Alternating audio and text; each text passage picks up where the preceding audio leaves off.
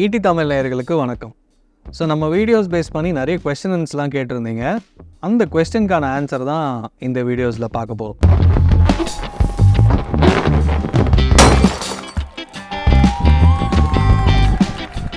So first பார்த்தீங்கன்னா, please share trusted lending investment platform list. அதாவது எங்கெல்லாம் வந்து லெண்டிங் இன்வெஸ்ட்மெண்ட்ஸை பற்றி இப்போ நம்ம வீடியோஸில் பேசியிருப்போம்.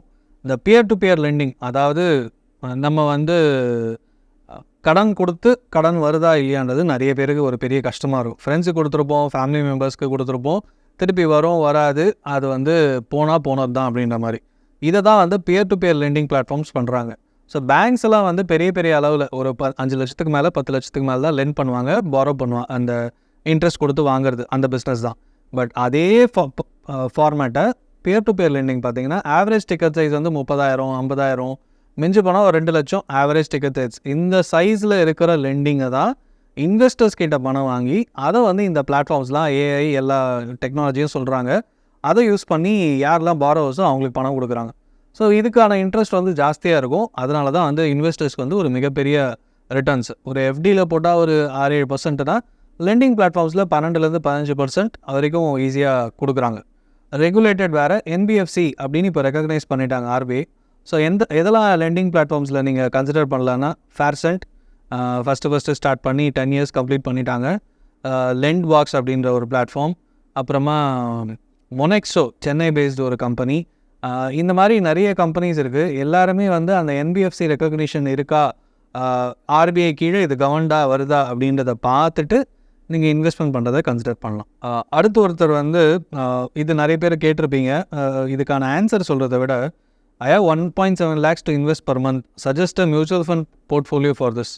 ஸோ ஒரு சோஷியல் மீடியாவில் வந்து நான் ஒரு 10,000 ரூபா போட போகிறேன், எனக்கு ஒரு மியூச்சுவல் ஃபண்ட்ஸை சொல்லுங்கள், நான் ஒரு மந்த்லி ஒரு 50,000 ரூபா 1 லட்ச ரூபா இன்வெஸ்ட்மெண்ட் பண்ண போகிறேன் அப்படின்னும் போது ஜென்ரிக்காக தான் ஆன்சர் கொடுக்க முடியும். அதாவது ஒரு இண்டெக்ஸ் ஃபண்டில் இன்வெஸ்ட்மெண்ட் பண்ணுங்கள். ஏன்னா ஒரு கம்ப்ளீட் சஜஷன்ஸ் வந்து ஒரு டிஸ்ட்ரிபியூட்டரோ அட்வைசரோ ஆன்லைனில், ஏன்னா இது வந்து கஸ்டமைஸ்டு ஒவ்வொரு இன்வெஸ்ட்மெண்ட்டும். ஜென்ரலாக சொல்கிறது என்னென்னா, ஒரு இண்டெக்ஸ் ஃபண்ட் போடுங்க, அப்புறமா ஒரு ஃப்ளெக்ஸி கேப், மல்டி கேப், இந்த மாதிரி ஒன்றுத்துலேயும் ஒரு போர்ஷன் போடுங்க அப்படின்றது. பட் ஜென்ரலாக நான் எல்லாருக்கும் சொல்கிறது என்னென்னா, ஒரு கிளைண்ட்டாக இருந்தால் இன்வெஸ்ட்மெண்ட்ஸை பொறுத்த வரைக்கும் என்ன பண்ணலாம் அப்படின்னா, உங்கள் ஃபினான்ஷியல் கோல் என்ன, அதுக்கான இன்வெஸ்ட்மெண்ட் வந்து எதில் பண்ணால் கரெக்டாக இருக்கும், உங்கள் இன்கம் பேஸ் பண்ணி அந்த ஃபினான்ஷியல் கோலுக்கு எவ்வளோ பணம் தேவைப்படும் ஃப்யூச்சரில், அதுக்கு இப்போத்துலேருந்தே இன்வெஸ்ட்மெண்ட் பண்ணிங்கன்னா எவ்வளோ தேவைப்படும், அண்ட் ஆல்ரெடி பண்ண இன்வெஸ்ட்மெண்ட்ஸ் எதாவது இருந்தால் அதை எப்படி ரிவ்யூ பண்ணுறது, இந்த எல்லா ஃபேக்டரையும் கன்சிடர் பண்ணி தான் உங்கள் மியூச்சுவல் ஃபண்ட் போர்ட்ஃபோலியோ பில்ட் பண்ணணும். இதை வந்து சோஷியல் மீடியாவில் ஒரு 10 வீடியோ பார்த்தீங்கன்னா ஆளுக்கு ஒரு சஜஷன் சொல்லுவாங்க. சில பேர் ஸ்ட்ரிக்டாக இந்த போர்ட்ஃபோலியோ லார்ஜ் கேப் கொஞ்சம், மிட் கேப் கொஞ்சம் பண்ணணும், சில பேர் இண்டெக்ஸில் மேஜராக போடுங்க, சில பேர் மிட் அண்ட் ஸ்மால் கேப்பில் போடுங்க. இந்த மாதிரி ரிட்டர்ன்ஸ் பர்ஸ்பெக்டிவில் இருக்கும், மாறும். நீங்கள் என்ன மாதிரி பர்சன், உங்களோட ரிஸ்க் டேக்கிங் கெப்பாசிட்டி, உங்களோட இன்கம் லெவல் என்ன, இப்போது உங்களோட கடன் எவ்வளோ அளவில் இருக்குது, இந்த மாதிரி நிறைய ஃபேக்டர்ஸ் கன்சிடர் பண்ணி தான் ஒரு மியூச்சுவல் ஃபண்ட் டிஸ்ட்ரிபியூட்டரோ ஒரு அட்வைசரோ, ஃபினான்ஷியல் அட்வைசரோ உங்களுக்கு சஜஷன் கொடுப்பாங்க. ஸோ நீங்கள் வந்து ஒரு நல்ல டிஸ்ட்ரிபியூட்டர் ஒரு அட்வைசரை பார்த்து கரெக்டான போர்ட்ஃபோலியோ பில்ட் பண்ணுங்கள் அப்படின்றத நான் உங்களுக்கு சொல்கிறேன். இந்த மாதிரி நீங்கள் என்ன அமௌண்ட் சோஷியல் மீடியா நம்பி போடலான்னு இருக்கீங்கன்னா கைண்ட்லி ஒருத்தர் ரீச் அவுட் பண்ணுங்கள். இல்லை இந்த மாதிரி யூடியூப் வீடியோஸை பார்த்து உங்களுக்குன்னு ஒரு பேசிக் ஐடியா கிடைக்குது அப்படின்னா அதை வச்சு நீங்கள் ஸ்டார்ட் பண்ணலாம். அது வந்து ஒரு index fund, maybe Sensex or Nifty, அப்புறம் நெக்ஸ்ட் 50, அப்புறம் ஏதாவது செக்டரல் இண்டெக்ஸ் ஃபண்ட்ஸ், இந்த மாதிரி ஒன்றா நீங்கள் பிரான்ச் அவுட் பண்ணலாம். ஆவரேஜ் ரிட்டர்ன்ஸ் உங்களுக்கு தாராளமாக கிடைக்கும், பயப்படாமல் இன்வெஸ்ட்மெண்ட் பண்ணலாம். அந்த ரெசிடென்ஷியல் ரியல் எஸ்டேட் எஸ்எம்ஆர்இடி பற்றி, கமர்ஷியல் ப்ராப்பர்ட்டியில் இன்வெஸ்ட்மெண்ட் பண்ணுறதை பற்றி ஒருத்தர் கேட்டிருக்காரு.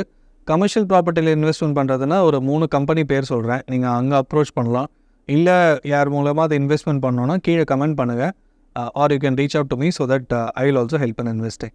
முக்கியமான பாயிண்ட்டு, ஹெச்பிட்ஸ் அப்படின்ற கம்பெனி, அசெட் மார்க்கெட்னு ஒன்று இருக்குது, ஸ்ட்ரேட்டான்னு ஒன்று இருக்குது, STRATA, எல்லாமே வந்து டிஜிட்டல். ஸோ நீங்கள் அவங்கள அப்ரோச் பண்ணிவிட்டு அந்த மாதிரி இன்வெஸ்ட்மெண்ட் பண்ணணும்னு சொன்னீங்கன்னா அவங்களே வந்து ப்ராசஸ் சொல்லி கைட் யூ. ஸோ அவங்க மூலமாகவும் நீங்கள் இன்வெஸ்ட்மெண்ட் தாராளமாக ஸ்டார்ட் பண்ணலாம். இன்வெஸ்ட்மெண்ட் பண்ணும்போது சிம்பிள், பட் அந்த ப்ராசஸ் புரிஞ்சிருச்சு, எனக்கு வந்து இந்த இன்வெஸ்ட்மெண்ட் பண்ண முடியும் அப்படின்னு நினச்சிங்கன்னா தாராளமாக இந்த 3 கம்பெனியை கேட்டுட்டு நீங்கள் இன்வெஸ்ட்மெண்ட் பண்ணலாம். இன்னொருத்தர் டைரக்ட் க்ரோத்துக்கும் IDCW அதுக்கும் என்ன வித்தியாசம்னு கேட்டிருக்காரு. க்ரோத் ஃபண்டுனா இப்போ எல்லா கேட்டகரி, எந்த கேட்டகரியாக இருந்தாலும் க்ரோத்துனா வர டிவிடன்ஸும் ரீஇன்வெஸ்ட்மெண்ட் பண்ணிவிடுவாங்க, ஆட்டோமேட்டிக்காக NAV இன்க்ரீஸ் ஆகிட்டே இருக்கும். பட் இதுவே ஐடிசிடபிள்யூனா இன்கம் டிஸ்ட்ரிபியூஷன் கம் வித்ட்ராயல். முன்னாடி டிவிடெண்ட்னு இருந்தது, அது எல்லாருமே இன்ட்ரெஸ்ட் கிடைக்கும் அப்படின்னு சொல்லி விற்க ஆரம்பித்ததுனால ஐடிசிடபிள்யூ உங்கள் கேபிட்டல் மூலமாக வர இன்கம்மை அந்த டிவிடெண்ட்ஸை டிஸ்ட்ரிபியூட் பண்ணுறதுனால இன்கம் டிஸ்ட்ரிபியூஷன் கம் வித்ட்ராயல் அப்படின்னு பேர் மாற்றிட்டாங்க. ஸோ எனக்கு ரெகுலர் டிவிடெண்ட்ஸ் வேணும், நீங்கள் ஒரு சீனியர் சிட்டிசன் இல்லை உங்கள் அப்பா அம்மாவுக்கு இந்த மாதிரி ஃபண்டு போட்டு தரணும் அப்படின்னா நீங்கள் ஐடிசிடபிள்யூ கன்சிடர் பண்ணலாம். ஆர்எல்ஸ் நீங்கள் ஒரு 20s 30s இருக்கீங்க, 50s வரைக்கும் இருக்கீங்க அப்படின்னா growth, even in 60s growth option போகலாம். பிகாஸ் உங்கள் என்ஏவி க்ரோத் இருக்கும், கண்டிப்பாக உங்கள் ரிட்டர்ன்ஸ் மிகப்பெரிய அப்ரிஷியேட் ஆகிறதுக்கான வாய்ப்பு க்ரோத் கேட்டகரியில் க்ரோத் ஆப்ஷனில் மட்டும்தான் கிடைக்கும். இன்னொருத்தர் ஆக்டிவ் ஃபண்ட்ஸோட expense ratio isn't a bothering factor அப்படின்னு கேட்டிருக்காரு. இப்போ நீங்கள் ஆக்டிவ் ஃபண்ட்ஸ்க்கும் பாசிவ் ஃபண்ட்ஸ்க்கும் உள்ள டிஃப்ரென்ஸ் புரிஞ்சதுன்னா, பாசிவ் ஃபண்ட்ஸ் லார்ஜ் கேப்பில் மட்டும்தான் பீட் பண்ண முடியும்னு சொல்லிட்டு இருந்தாங்க. இப்போ லார்ஜ் கேப்பும் ப்ராப்பராக இன்வெஸ்ட்மெண்ட் பண்ணால் லாங் டேர்ம் ஒரு 5 to 10 years கண்டிப்பாக இண்டெக்ஸ் ஃபண்டை பீட் பண்ண முடியும், ஆல்ஃபா கிரியேட் பண்ண முடியும்னு இந்தியாவில் லாஸ்ட் 6 months ப்ரூவ் பண்ணியிருக்காங்க.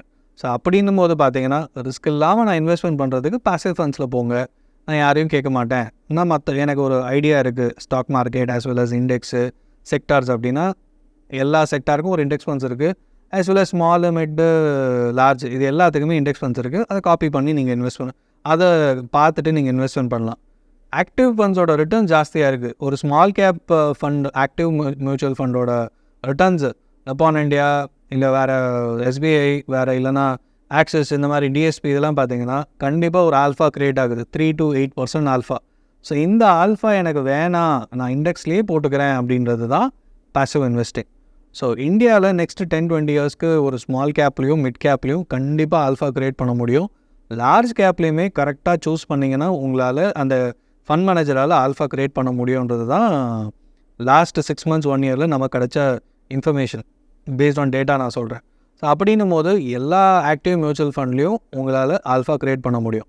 ஸோ அப்படின்னும் போது ஒரு 3 to 8% ஆல்ஃபாக்கு ஒரு active mutual fund expense ratio பார்த்தீங்கன்னா ஒரு 1.25%லேருந்து 1.25% இருக்கும். இண்டெக்ஸ் ஃபண்டோட எக்ஸ்பென்ஸ் ரேஷியோ 0.05லேருந்து 0.25 இருக்கலாம். ட்ராக்கிங் எரர் ஒரு 0.25லேருந்து 0.3. ஸோ மேக்ஸிமம் 0.5 to 0.6% மினிமமாக வச்சுப்போம் இண்டெக்ஸ் ஃபண்டுக்கான overall tracking error plus expense ratio. இதுவே ஒரு ஆக்டிவ் மியூச்சுவல் ஃபண்டோட எக்ஸ்பென்ஸ் ரேஷியோ பார்த்தீங்கன்னா 1.25லேருந்து 1.75. சைஸ் ஏற எக்ஸ்பென்ஸ் ரேஷியோ குறையும், 2.25% குறைஞ்சிரும். ஸோ ஒரு 1.5% வச்சுக்கிட்டால் கிட்டத்தட்ட ஒரு 1% டிஃப்ரென்ஸ் வரும். இந்த 1% டிஃப்ரென்ஸ் லாங் டேர்மில் பார்த்தீங்கன்னா ஒரு 2-3% டிஃப்ரென்ஸ் தரலாம். பட் ஆக்டிவ் மியூச்சுவல் ஃபண்டில் ஆல்ஃபாவே ஒரு 3% அபவ் கிடைக்கும் போது தாராளமாக நீங்கள் ஆக்டிவ் மியூச்சுவல் ஃபண்டில் இன்வெஸ்ட்மெண்ட் பண்ணலாம்.